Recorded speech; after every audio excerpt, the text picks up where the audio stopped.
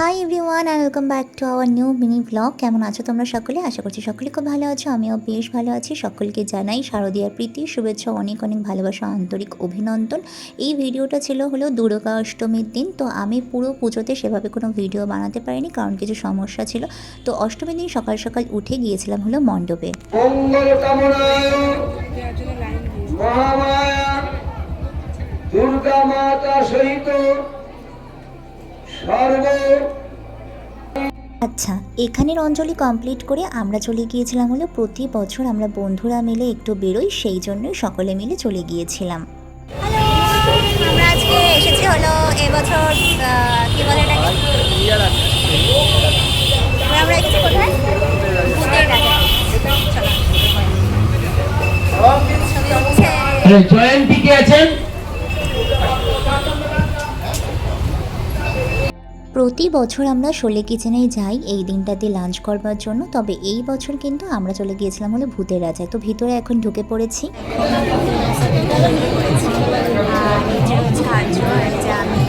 আর এই যে মিশি, এই কোনায় আছে পিকলু। তারপরে এখানে আমরা সবাই মিলে ঠিক করছিলাম যে কি অর্ডার করা যায়, কি নেওয়া করা যায়। তো সব কিছু দেখে শুনে আমরা চারজনে মিলে দুটো শেয়ারেবেল থালি অর্ডার করেছিলাম, যেটা হলো অনেক বড় একটা থালি। তো সেই থালিটাই আমরা মানে চারজনের জন্য অর্ডার করা হয়েছিল দুটো। তো এখানে এখন সেই ডিসিশনই নেওয়া চলছে। তো আমরা প্রথমে ভেবেছিলাম যে না, একটা নিরামিষ থালি নেব, যেহেতু আমি চিকেন মাটন কোনোটাই খুব একটা ভালো খাই না, আর মাছ তো আমি খাই না। তারপরে ভাবলাম যে না, চলো এই বড় থালিটা নিয়ে নিই, তাহলে আমাদের সবার মোটামুটি ঠিকঠাকভাবে হয়ে যাবে।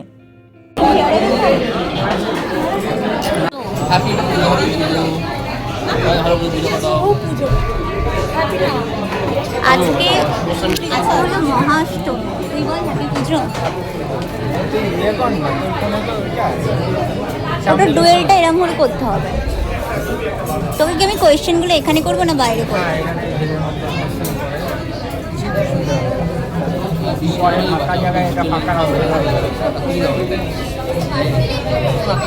এখানে কি করতে এসেছিস? কি খাবি?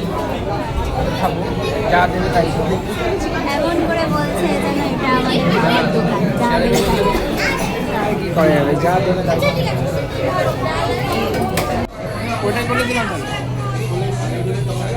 দুটো পুজো থালি, যেটা শেয়ারেবেল না আমাদের। হ্যাঁ হ্যাঁ হ্যাঁ, দুটো পুজো শেয়ারেবেল থালি যেটা রয়েছে ওটা। হ্যাঁ হ্যাঁ হ্যাঁ হ্যাঁ, চিনিস ওদেরকে?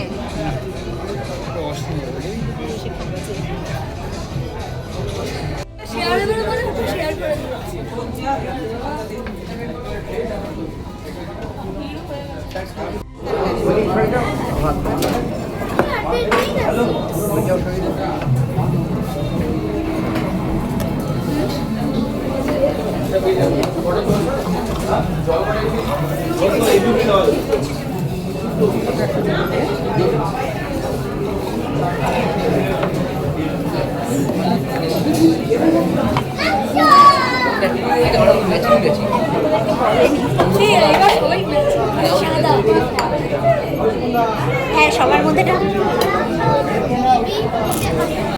এখানে আমাদের থালিটা চলে এসেছে। আর এখানে ছিল হলো বাসন্তী পোলাও, সাথে সাদা ভাত, ডাল, এখানে রয়েছে হলো ভেটকি মাছের পাতুরি, সাথে রয়েছে গলদা চিংড়ির মালাইকারি, আর রয়েছে সর্ষে ইলিশ ভাপা, সাথে রয়েছে কিন্তু গোলবাড়ির পোড়া মাংসের মাটন, আর এখানে রয়েছে হলো মানে বড় বড় দুটো রসগোল্লা, আছে চাটনি, ফিশ ফ্রাই, পায়েস, আর রয়েছে ঝুরি আলু ভাজা, সাথে ছিল একটা ভর্তা, আর ছিল পাঁপড়।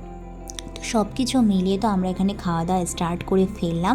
আর এবছর না পুজোতে আমরা সেভাবে কোথাও ঘোরাঘুরি করতে পারিনি, শরীরটাও খুব একটা ভালো ছিল না। সব কিছু মিলিয়ে একদমই পুজোটা যে খুব ভালো কেটেছে সেটা একেবারেই বলবো না।